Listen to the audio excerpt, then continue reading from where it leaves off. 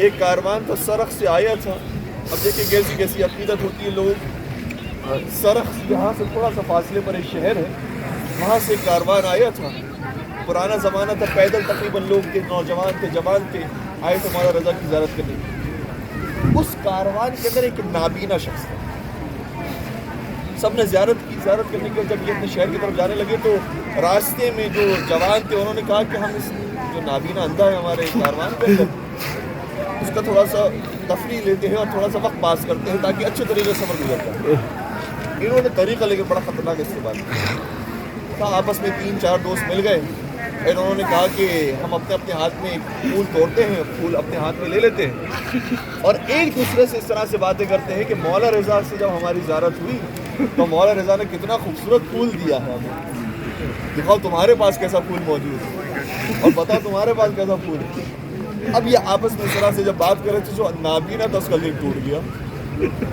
اس نے کہا تم سب کو مولا رضا نے پھول دیا, مجھے تو کچھ نہیں دیا مولا نے.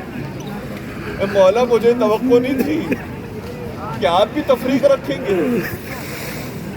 جو بینا ہے اس کو تو پھول دے دیا, جو نابینا تھا اس کو کچھ نہ دیا.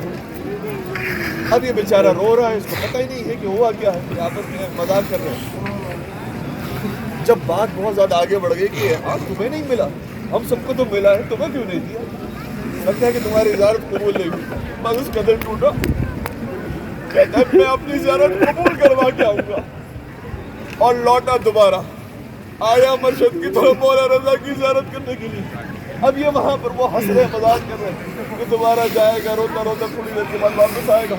یہ جو مذاق کرے تھے انہوں نے کیا دیکھا کہ وہ نابینا اپنے ہاتھ میں پھول لے کر آیا.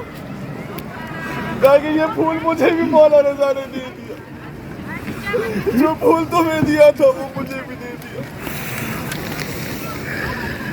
یہ جو دیکھنے والے تھے وہ اپنی قسمت پر رونے لگے. ارے ہم تو مذاق میں کہہ رہے تھے کہ مولا رضا نے دیا, یہ حقیقت میں مولا رضا کی بارگاہ سے لے کر آئے.